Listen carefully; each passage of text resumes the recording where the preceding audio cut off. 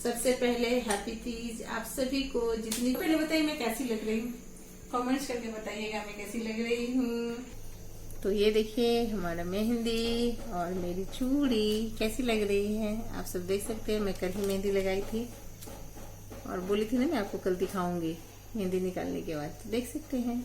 Hello friends, मैं नीतू ओझा स्वागत करती हूँ आप सबको नीतू और ब्लॉग्स में। कैसे हैं आप सब? और सबसे पहले हैप्पी तीज आप सभी को, जितनी भी मेरी महिलाएं फ्रेंड हैं आप सब। ये देखिए हमारा यहाँ आज का पूजा हो गया है। जो रेगुलर पूजा हम लोग करते हैं वो पूजा हो गया है और अब हम लोग तीज के लिए पूजा करेंगे, कथा होगा और आपको बाकी पूजा भी मैं दिखाऊंगी। ये देखिए यहाँ पे सारा फल है, हमने थाल सजा लिया है पूजा के लिए और यहाँ पे फूल है, दौड़ी है, बेलपत्र है, यहाँ फल है और नारियल है। यहाँ सारे भगवान जी का पूजा हो चुका है जैसे रोज पूजा होता है। तो देखिए आप लोग और अंत तक बने रहिएगा और फिर बताइएगा आपको हमारा आज का पूजा कैसा लगा। ये देखिए बोले बाबा।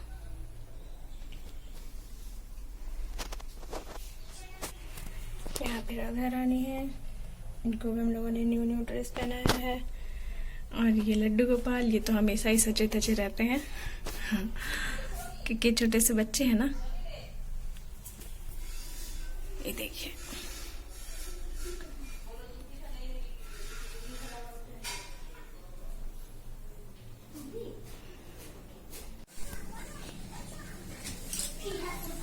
तो मैं भी यहाँ पे भगवान का पूजा स्टार्ट कर दी हूँ और मैं भगवान का गंगा जैसा स्नान करा दी हूँ, नए वस्त्र दी हूँ, नया सिंहासन दी हूँ। सिंहासन पे भी पीला कपड़ा में बिछाई हूँ, भगवान को माला पहना दी हूँ, जनेऊ डाल दी हूँ और यहाँ पे मैं पान सुपारी और मध बेलपत्र चढ़ा चुकी हूँ। यहाँ पे हमारा कलश देख सकते हैं, हम लोग कलश रखे हैं। कलश के नीचे हमारा चावल है, कलश ऐसे नहीं रखते हम लोग इसीलिए। और उस पर कलश है, उसमें मैंने 5 पान का पत्ता डाला है और उसके ऊपर कलश और उसके ऊपर फूल है ना। और यहाँ पे माता का जो भी श्रृंगार का सामान था, ब्लाउज का पीस, आईना, कंघी, बिंदी, मेहंदी, नेल पॉलिश, चूड़ी और सिंदूर मैं चढ़ा दी हूँ। अभी फल मूल चढ़ाना हमारा बाकी है, आप देखते रहिए। मैं चढ़ा रही हूँ और मैं पूरा वीडियो आपको दिखा रही हूँ। आप लोग अच्छे से ब्लॉग में बने रहे और पूरा ब्लॉग को देखिए आप लोग। मेरी एक फ्रेंड का मैसेज आया था मुझे कि आप जो है ना तीज पर पूरा पूजा दिखाइएगा और कथा भी दिखाइएगा, आरती भी दिखाइएगा, क्योंकि मैं करती नहीं हूँ तो मुझे देखना है कि कैसे होता है। तो मैं भी सोचूंगी नेक्स्ट ईयर करने के लिए। तो मैं बोली ठीक है भाई। तो उनके कहने पर मैं पूरा आपको पूजा दिखा रही हूँ और कथा भी सुनाऊंगी। तो जो नहीं सुन पाए हैं इस ब्लॉग के जरिए कथा को सुन सकते हैं। तो आप लोग मेरे ब्लॉग में बने रहिए और अच्छे से देखिए। आप लोग कैसा लगा मुझे कमेंट्स करके जरूर बताइएगा फ्रेंड्स, मैं आपका कमेंट्स का वेट करूंगी।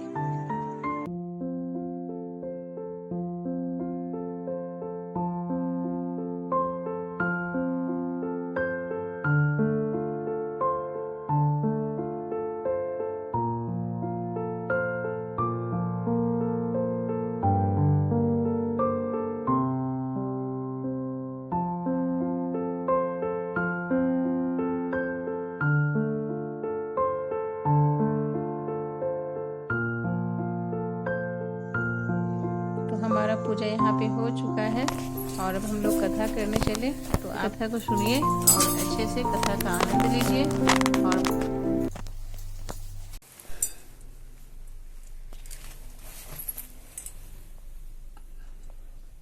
तुम्हारे यहाँ भोले बाबा और पार्वती माता बैठी हुई हैं, गणेश भगवान भी हैं, साथ में कार्तिक भगवान भी हैं। लिंग हम लोग नहीं बनाते हैं, हमारे यहाँ नहीं चलता है।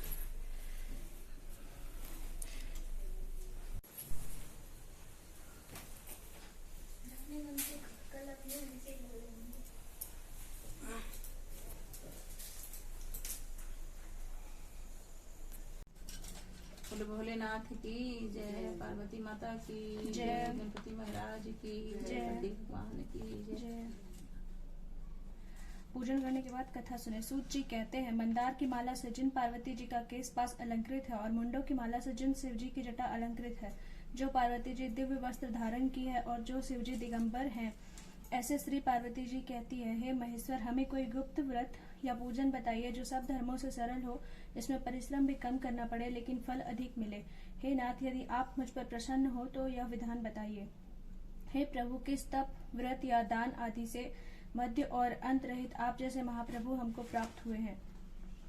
शिव जी बोले, हे देवी सुनो, मैं तुमको एक व्रत जो मेरा सर्वस्व और छिपाने योग्य है लेकिन तुम्हारे प्रेम के वशीभूत होकर मैं तुम्हें बताता हूँ। शिव जी ने कहा, भारतवर्ष में जैसे नक्षत्रों में चंद्रमा, ग्रहों में सूर्य, वर्णों में ब्राह्मण, देवताओं में विष्णु भगवान, नदियों में गंगा, पुराणों में महाभारत, वेदों में सामवेद और इंद्रियों में मन श्रेष्ठ है, सब पुराणों और वेदों का सर्वस्व जिस तरह कहा गया है, मैं तुम्हें एक प्राचीन व्रत बतलाता हूँ। एकाग्र मन से सुनो। जिस व्रत के प्रभाव से तुमने मेरा आधा आसन प्राप्त किया है वह मैं तुमको बतलाऊंगा, क्योंकि तुम मेरी प्रेयसी हो। भाद्रपद मास में हस्त नक्षत्र से युक्त शुक्ल पक्ष की तृतीया तिथि को उसका अनुष्ठान मात्र करने से स्त्रियां सब पापों से मुक्त हो जाती हैं। हे देवी, तुम आज से बहुत दिनों पहले हिमालय पर्वत पर इस व्रत को किया करती थी। यह वृतांत मैं तुमसे कहूंगा। पार्वती जी ने पूछा, हे नाथ, मैंने क्यों यह व्रत किया था वह सब आपके मुख से सुनना चाहती हूँ। उत्तर की ओर एक बड़ा रमणीक और पर्वतों में श्रेष्ठ हिमवान नामक पर्वत है। उसके आसपास तरह तरह की भूमियां हैं, तरह तरह के वृक्ष उस पर लगे हुए हैं। नाना प्रकार के पक्षी और अनेक प्रकार के पशु उस पर निवास करते हैं। वहां पहुंचकर गंधर्वों के साथ बहुत से देवता, सिद्ध, चारण, पक्षीगण सर्वदा प्रसन्न मन से विचरते हैं। वहां पहुंचकर गंधर्व गाते हैं, अप्सराएं नाचती है। उस पर्वतराज के कितने ही शिखर ऐसे हैं जिनमें स्फटिक, रत्न और वैदूर्य मणि आदि की खाने भरी है। यह पर्वत ऊंचा तो इतना अधिक है कि मित्र के घर की तरह समझकर आकाश का स्पर्श किए रहता है। उसके समस्त शिखर सदैव हिम बर्फ से आच्छादित रहते हैं और गंगा जल की ध्वनि सदा सुनाई देती रहती है। हे पार्वती, तुमने बाल्यकाल में उसी पर्वत पर तपस्या की थी। 12 वर्षों तक तुम उल्टी टंकर केवल धुआं पीकर रही। 64 वर्षों तक सूखे पत्ते खाकर रही। माघ मास में तुम जल में बैठे रहती थी और वैशाख की दोपहरिया में पंचाग्नि तापती थी। श्रावण महीने में जल बरसता तो तुम भूखी प्यासी रहकर मैदान में बैठती रहती थी। तुम्हारे पिता इस तरह के कष्ट सहन को देखकर बड़े दुखी हुए। वे चिंता में पड़ गए कि मैं अपनी कन्या किसको दूं। उसी समय नारद जी वहां आ पहुंचे। मुनिश्रेष्ठ नारद जी उस समय तुम्हें देखने आए थे। नारद जी को देखकर गिरि ने अर्घ्य, पाद्य, आसन आदि देकर उनकी पूजा की। हिमवान बोले, हे स्वामिन, आप किस लिए आए हैं? मेरा अहो भाग्य है, आपका आगमन मेरे लिए अच्छा है। नारद जी ने कहा, हे पर्वतराज सुनो, मैं भगवान विष्णु का भेजा हुआ आपके आसपास आया हूँ। आपको चाहिए कि यह योग्य कन्या रत्न किसी योग्य वर को दें। भगवान विष्णु के समान योग्य वर ब्रह्मा, इंद्र और शिव इनमें से कोई नहीं है, इसलिए मैं यही कहूंगा कि आप अपनी कन्या भगवान विष्णु को ही देवें। हिमवान ने कहा, भगवान विष्णु स्वयं मेरी कन्या ले रहे हैं और आप यह संदेश लेकर आए हैं तो मैं उन्हें अपनी कन्या अवश्य दूंगा। हिमवान की इतनी बात सुनकर मुनिराज नारद आकाश में विलीन हो गए। वे पीताम्बर, शंख, चक्र और गदाधारी भगवान विष्णु के पास पहुंचे। वहां हाथ जोड़कर नारद जी ने भगवान विष्णु से कहा, हे देव सुनिए, मैंने आपका विवाह पक्का कर दिया है। उधर हिमवान ने पार्वती के पास जाकर कहा कि हे पुत्री, मैंने तुम्हें भगवान विष्णु को दे डाली। तब पिता की बात सुनकर तुम बिना उत्तर दिए ही अपनी सखी के घर चली गई। वहीं जमीन पर पड़कर तुम बड़ी दुखी होती हुई विलाप करने लगी। तुमको इस प्रकार विलाप करती हुई देखकर सखी बोली, तुम इतनी दुखी क्यों हो? इसका कारण बताओ। तुम्हारी जो कुछ इच्छा होगी मैं यथाशक्ति उसको पूरा करने की चेष्टा करूंगी, इसमें कोई संशय नहीं है। पार्वती बोली, मेरी जो अभिलाषा है उसे तुम प्रेम पूर्वक सुनो। मैं एकमात्र शिव जी को अपना पति बनाना चाहती हूँ, इसमें कुछ भी संशय नहीं है। मेरे इस विचार को पिताजी ने ठुकरा दिया है, इससे मैं अपने शरीर को त्याग दूंगी। पार्वती की इस बात को सुनकर सखियों ने कहा, शरीर का त्याग मत करो, चलो किसी ऐसे वन को चले जहाँ पिता को पता न लगे। ऐसी सलाह कर तुम वैसे वन में जा पहुंची। उधर तुम्हारे पिता घर घर तुम्हें खोजने लगे। दूतों द्वारा भी खबर लेने लगे कि कौन देवता या किन्नर मेरी पुत्री को हरण कर ले गया है। उन्होंने मन ही मन कहा, मैं नारद जी के आगे प्रतिज्ञा कर चुका हूँ कि अपनी पुत्री भगवान विष्णु को दूंगा। ऐसा सोचते सोचते हिमवान मूर्छित हो गए। गिरिराज को मूर्छित देखकर सब लोग हाहाकार करते दौड़ पड़े। जब होश आया तो सब पूछने लगे कि हे गिरिराज, आप अपनी मूर्छा का कारण बताइए। हिमवान ने कहा, आप लोग मेरे दुख का कारण सुने। न मालूम कौन मेरी कन्या को हरण करके ले गया है। ऐसा नहीं हुआ तो उसे किसी काले सांप ने काट लिया या सिंह खा गए होंगे। हाय हाय, मेरी बेटी कहाँ गई? किसी दुष्ट ने मेरी पुत्री को मार डाला। ऐसा कह वे वायु के झोंके से कांपते हुए वृक्ष के समान कांपने लगे। इसके बाद हिमवान तुम्हें वन खोजने लगे। वह वन भी सिंह, भालू, हिंसक जंतुओं से बड़ा भयानक हो रहा था। तुम भी अपनी सखियों के साथ उस भयानक वन में चलते चलते एक ऐसी जगह जा पहुंची जहाँ एक नदी बह रही थी। उसके रमणीक तट पर एक बड़ी सी कंदरा थी। तुमने उसी कंदरा में आश्रम बना लिया और मेरी एक बालू कामी प्रतिमा बनाकर अपनी सखियों के साथ निराहार रहकर मेरी आराधना करने लगी। जब भाद्रपद शुक्ल पक्ष की हस्तियुक्त तृतीया तिथि प्राप्त हुई तब तुमने मेरा विधिवत पूजन किया और रात भर जाकर गीत वाद्य आदि से मुझे प्रसन्न करने में बिताया। उस व्रतराज के प्रभाव से मेरा आसन डगमगा उठा, जिससे मैं तत्काल उस स्थान पर जा पहुंचा जहां पर तुम अपनी सखियों के साथ रहती थी। वहां पहुंचकर मैंने तुमसे कहा कि मैं तुम पर प्रसन्न हूँ, बोलो क्या चाहती हो। तुमने कहा, मेरे देवता, यदि आप मेरे ऊपर प्रसन्न हैं तो मेरे पति बने। मेरे तथास्तु कहकर कैलाश पर्वत पर वापस आने पर तुमने वह प्रतिमा नदी में प्रवाहित कर दी। सखियों के साथ उस महाव्रत का पालन किया। हिमवान भी तब तक उस वन में तुम्हें खोजते हुए आ पहुंचे थे। चारों दिशाओं में तुम्हारी खोज करते करते हुए व्याकुल हो चुके थे, इसलिए तुम्हारे आश्रम के समीप पहुंचते ही गिर पड़े। थोड़ी देर बाद उन्होंने नदी के तट पर 2 कन्याओं को सोते हुए देखा। उन्होंने देखते ही तुम्हें छाती से लगा लिया और बिलख कर रोने लगे। फिर पूछा, पुत्री, तुम सिंह, व्याघ्र आदि जंतुओं से भरे इस वन में क्यों आ पहुंची? पार्वती ने उत्तर दिया, हे पिताजी, मैंने पहले ही अपने आप को शिव जी के हाथों सौंप दिया था। आपने मेरी बात टाल दी, इससे मैं यहाँ चली आई। हिमवान ने सांत्वना दी कि हे पुत्री, मैं तुम्हारी इच्छा के विरुद्ध कुछ न करूंगा। वे तुम्हें अपने साथ लेकर घर आए और मेरे साथ तुम्हारा विवाह कर दिए। इसी से तुमने मेरा अर्धासन प्राप्त किया है। तब से आज तक किसी के सामने मुझे यह व्रत प्रकट करने का अवसर नहीं प्राप्त हुआ। हे देवी, मैं यह बताता हूँ कि इस व्रत का हरतालिका नाम क्यों पड़ा। तुमको सखिया हर ले गई थी, इसी से हरतालिका नाम पड़ा। पार्वती जी ने कहा, हे प्रभु, आपने नाम तो बताया, अब इसकी विधि भी बताएं। इसका क्या पुण्य है, क्या फल है, यह व्रत कौन करे? श्री शिव जी पार्वती जी से कहते हैं, हे देवी, मैंने समस्त स्त्री जाति की भलाई के लिए यह उत्तम व्रत बतलाया है। जो स्त्री अपने सौभाग्य की रक्षा करना चाहती हो वह यत्न पूर्वक इस व्रत को करे। केले के खंभे आदि से सुशोभित एक सुंदर मंडप बनाए, उसमें रंग बिरंग के रेशमी कपड़ों से चंदोवा लगाकर चंदन आदि सुगंधित द्रव्यों से मंडप लिपवावे। फिर शंख, भेरी, मृदंग आदि बाजे बजाते हुए बहुत से लोग एकत्रित होकर तरह तरह के मंगलाचार करते हुए उस मंडप में पार्वती तथा शिव जी की प्रतिमा स्थापित करें। उस रोज दिन भर उपवास कर बहुत से सुगंधित फूल, सुगंध और मनोहर धूप, नाना प्रकार के नैवेद्य आदि एकत्र कर मेरी पूजा करें और रात भर जागरण करें। ऊपर जो वस्तुएं गिनाई गई है उनके अतिरिक्त नारियल, सुपारी, जंबीरी, नींबू, लौंग, अनार, नारंगी आदि जो फल प्राप्त हो सके उन्हें इकट्ठा कर लें। उस ऋतु में जो फल तथा फूल मिल सके विशेष रूप से रखें।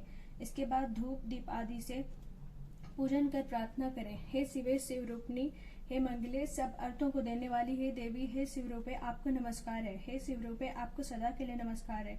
हे ब्रह्म रूपनी, आपको नमस्कार है। हे जगतदात्री, आपको नमस्कार है। हे सिंहवासिनी, संसार के भय से भयभीत मुझे दीन की रक्षा करें। इस कामना की पूर्ति के लिए मैंने आपकी पूजा की है। हे पार्वती, मुझे राज्य और सौभाग्य दे, मुझ पर प्रसन्न होवे। इन्हीं मंत्रों से पार्वती तथा शिव जी की पूजा करें। तदनंतर विधि पूर्वक कथा सुने और ब्राह्मण को वस्त्र, गौ, सुवर्ण आदि देवे। इस तरह एकाग्रचित होकर स्त्री पुरुष दोनों एक साथ पूजन करें। फिर वस्त्र आदि जो कुछ हो उसका संकल्प करें। हे देवी, जो इस प्रकार पूजन करती है वह सब पापों से छूट जाती है और उसे 7 जन्म तक सुख तथा सौभाग्य प्राप्त होता है। जो स्त्री तृतीया तिथि का व्रत न कर अन्न भक्षण करती है तो वह 7 जन्म तक बंध्या रहती है और उसको बार बार विधवा होना पड़ता है। वह सदा पुत्र शोक से शोकाकुल, स्वभाव से लड़ाकी, सदा दुख भोगने वाली होती है।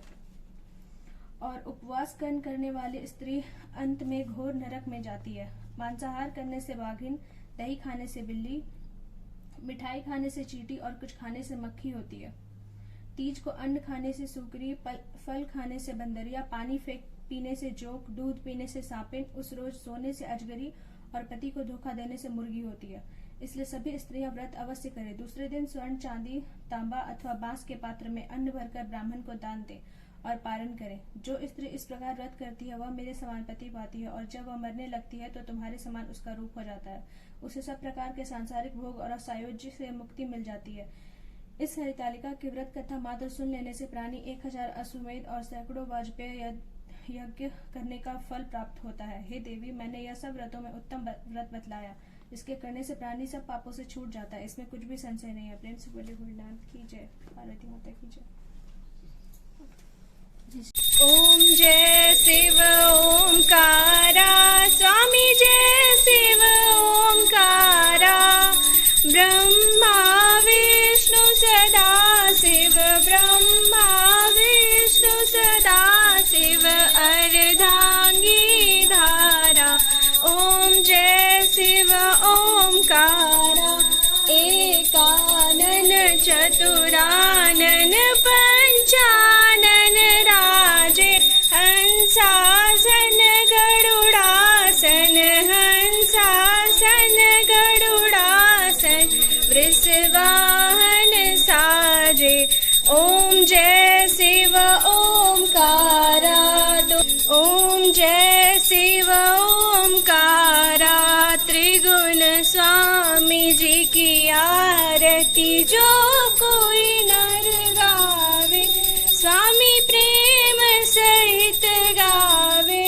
कहत शिवानंद स्वामी कहत पंचानंद स्वामी, सुख संपत्ति पावे। ओम जय शिव ओमकारा। च पिता त्वमेव त्वमेव बन्धु च सखा त्वमेव त्वमेव विद्या द्रविणं त्वमेव त्वमेव सर्वं मम देव देव। नहीं, कल कोई फास्टिंग नहीं, फास्टिंग आज। मेरा पूजा भी हो गया भगवान का और मैं अच्छे से रेडी भी हो गया। पहले बताइए मैं कैसी लग रही हूँ, कमेंट्स करके बताइएगा मैं कैसी लग रही हूँ। मैं अच्छे से मेकअप करी हूँ और मैं अच्छे से देखिए बैंगल भी पहनी हूँ और न्यू साड़ी भी पहनी हूँ, गजरा भी लगाई हूँ। तो देखिए मैं अच्छे से रेडी हो गई और क्योंकि ये सुहागन का ही व्रत है तो इसमें अच्छे से रेडी हुआ जाता है और लोग मेकअप से करके रेडी होते हैं। तो छोटी चलिए हम पूजा दिखाते हैं। आप देखिए यहाँ पे हमारा पूजा हो चुका है। पूजा के बहुत थोड़ी देर हो चुका हमारा पूजा खत्म हुआ है ना। तो फिर अभी भगवान का पूजा दीप जल रहा है क्योंकि दीप हमारा पूरे रात यहाँ पे जलेगा। पूजा कितना भी जल्दी करना चाहिए लेकिन दीप जलाना चाहिए, तो हमारा दीप यहाँ पे जलेगा, ठीक है। और वहाँ भी भगवान के सामने दीप भी जल रहा है। मैं तो सुबह में मॉर्निंग में 4 o'clock भगवान को फिर से पूजा करूंगी, आरती करूंगी और विसर्जन करूंगी। तो हमारा तीज है। तो चलिए और आप लोग मेरे वीडियो को देखिए और अच्छे से कमेंट्स लिखिए, मुझे अच्छा लगेगा और मैं आज ही रिप्लाई करूंगी आप लोगों को कमेंट्स का। तो आप लोग कमेंट्स कीजिए फटाफट फटाफट और मैं ब्लॉग का यहीं पे एंड कर रही हूँ। Bye bye, take care friends.